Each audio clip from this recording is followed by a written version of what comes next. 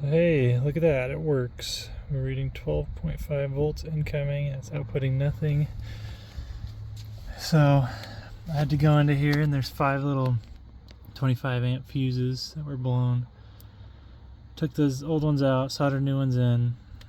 Then I got it taped up black just so you can't see the color.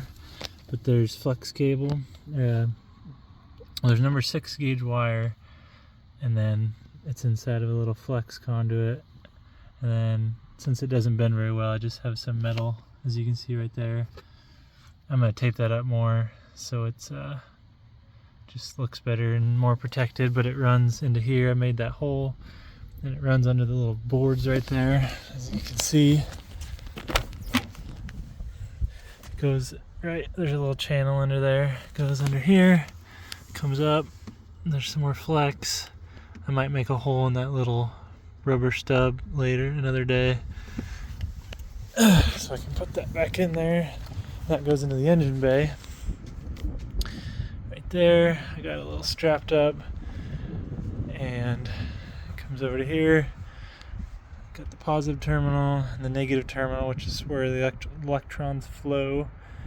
Comes into a fuse. I have a 50 amp in there, so 12 volts at 50 amps is 600 watts. That inverter can do 1,000, but this wire, when I go to my NEC code book, number 6 THWN-2 wire is rated for 75 amps at 90 degrees Celsius, but that's measuring with an ambient temperature of 38 degrees Celsius, which is like 86 degrees Fahrenheit.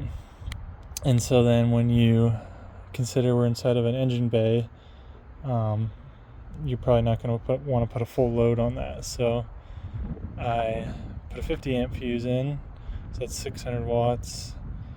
So that's 25 below of what it could do. But I'll never really be running a full load. I'm really only going to charge like batteries like these. But because of the size of this one, I can run the supercharger, which charges this in 25 minutes. It's can output a lot more, but it only pulls, I think, 400 with 2 batteries on there, which is pretty good.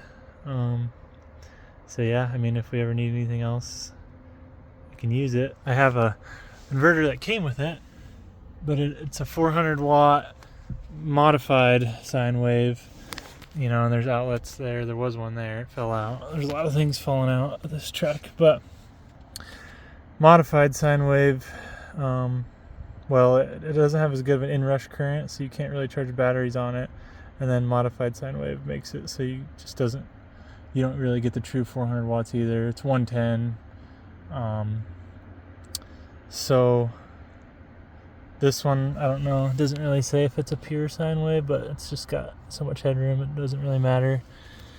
And yeah, so then if something ever goes wrong, that little fuse up here will blow before to protect the wire mainly. But if a short happens or anything else happens, that'll pop. It'll open the circuit and power will no longer flow through those wires. So yeah, that's my project. I use my NEC code knowledge and book. So, I mean, it's not 100% like up to code. There is really no code for a truck, but this is kind of keeping things, and I can maybe go back and even make these a little more durable, add some sleeving. But yeah, they shouldn't really get messed with too much in here. So I don't know if this video will send. I'll have to figure out a way to send it, but yeah, that's what I did. It's pretty fun.